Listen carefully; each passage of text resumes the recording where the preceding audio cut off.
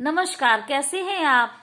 वैकल्पिक चिकित्सा की श्रृंखला में मैं निर्दोष कौशिक आपका हार्दिक अभिनंदन। आज मैं आपको जीवन निर्माण के कुछ सूत्रों के विषय में बताना चाहूंगी। जीवन निर्माण हम कैसे करें। सभी अपने अपने ढंग से जीते हैं, लेकिन हमारा एक जो योग और आयुर्वेद हमें केवल स्वस्थ ही नहीं करता, हमें केवल शरीर से ही स्वस्थ नहीं करता, बल्कि मन, मस्तिष्क, हमारे हर पहलू को वो टटोलता है और हर पहलू को हमारे को स्वस्थ करता है। मैंने पहले भी बताया है कि योगा अभ्यास, योगा नहीं योग अभ्यास। योग का मतलब होता है जुड़ना, और इसमें गीता, भागवत, उपनिषद, वेद, पुराण सब कुछ इसके अंतर्गत आ जाते हैं। तो कैसे जिए हम अपने जीवन को, ये हमें बहुत ही अच्छी तरीके से हमारा योग शास्त्र बताता है। जीवन निर्माण के हमारे कुछ सूत्र हैं। साधना, साधना मीन सुबह से लेकर ऐसे कोई आंख बंद करके बैठना नहीं है। किसी चीज को साधना, कोई भी हम कार्य कर रहे हैं तो ऐसा नहीं कि उसको बीच में छोड़ दें, पूरी तरह से हम उसको साधन करें, साधें, उसको संभालें और फिर आगे बढ़ें।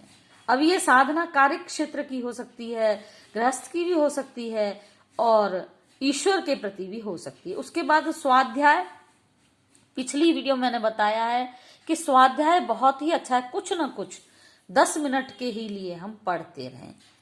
और अपने तीसरा है संयम, मन, वाणी और कर्म पर हम संयम रखें, क्योंकि इंद्रियां हमारी हमें भटकाती हैं और मन उसको हवा देता है। तो जितना भी हम अपने को संयम में रखेंगे ठीक रहेगा। और चौथा आयाम है इसका सेवा, सेवा भाव होना चाहिए। सबसे सेवक धर्म कठोरा, सेवक का धर्म बहुत कठोर होता है। लक्ष्मण जी का उदाहरण है कि उन्होंने भूख प्यास नींद सब त्याग दी थी राम जी की सेवा में। तो सेवक धर्म बड़ा कठोर होता है और हमें सेवा को जैसे भी हमसे अपनी उचित होती है सेवा भावना बनाए रखें। अब उसके बाद जब हम अपने जीवन के निर्माण में आगे चलेंगे तो हम सामर्थ्यवान बनेंगे। पहले हमारे अंदर सामर्थ्य आएगी तभी हम कुछ कर सकते हैं। एक असहाय व्यक्ति कुछ भी नहीं कर सकता, जो शरीर से कमजोर है, मन से कमजोर है, वो नहीं कर सकता कुछ भी। तो हम कैसे बने सामर्थ्यवान।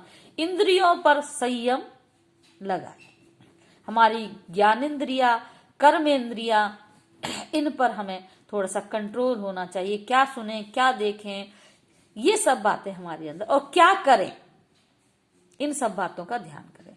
दूसरा है अर्थ संयम। हमारे पास यदि धन है तो हम फिजूल में ही खर्च कर रहे हैं, कोई भी वस्तुएं ले लेते हैं, आगे काम आएगी, लेकिन आप उस समय एक अर्थशास्त्री बनकर सोचें कि ये धन कितनी हमें आगे ब्याज देगा या कितना हमारा बढ़ सकता है, जबकि इस वस्तु को जो हम आज संचय कर रहे हैं उसकी फैशन या रिवाज चला जाना है। तो उस समय हमें अर्थशास्त्री बनने की आवश्यकता है।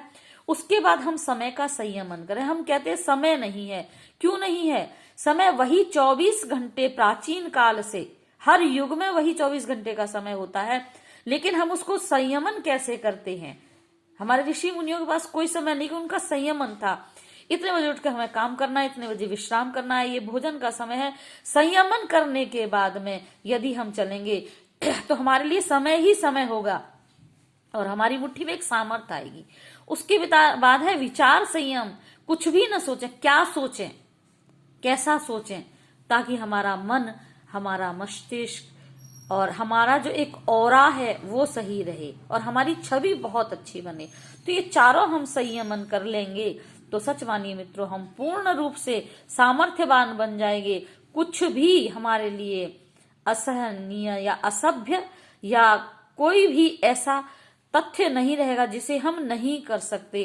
पहाड़ों पर चलने वाले पहले सब इन नियमों को पालन करते हैं तो उनके लिए पहाड़ों की ऊंचाई कोई कम नहीं रह जाती। 5 साल की अवस्था में ध्रुव ने परमात्मा को पा लिया तो वो केवल अपनी सामर्थ्य के आधार पर ही पाया था, किसी ने लाकर उन्हें नहीं दिया। उसके बाद आत्मिक प्रगति, जब हमारे पास ये हो तो हमारी आत्मा की उन्नति अपने आप हो जाएगी।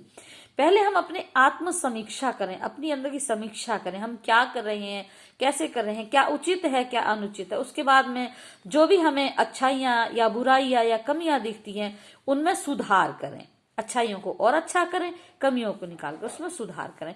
उसके बाद आत्म निर्माण, फिर हम अपने लिए एक सूत्र बना लें कि हमें अपनी कसौटी क्या बनानी है, आत्मा का कैसे निर्माण करना है, उसका हम निर्माण करें। क्योंकि हम कोई भी वस्तु बनाते हैं, माने कुम्हार घड़ा बनाता है तो पहले मिट्टी लाता है, फिर उसको घोलता है, फिर चाक पर चढ़ाता है, फिर वो निश्चय करता है कि इसको मैंने ये आयाम देना है, इसको ये रूप देना है। तो उसका फिर हम एक निर्माण करें और उसके बाद आत्मा के विकास के कार्य में लग जाएंगे। किस तरह से मेरी आत्मा उन्नत बने, क्योंकि मैं परमात्मा की संतान हूं, ये कभी न भूलें। ईश्वर अंश, जीव अविनाशी। अंत में यदि हम परमात्मा को मानते हैं तो उसकी गोद में तो जाना ही है, तो हम क्या उसको जवाब देंगे, ये हमारे अंदर भावना होनी चाहिए। तो ये है हमारे जीवन निर्माण के सूत्र।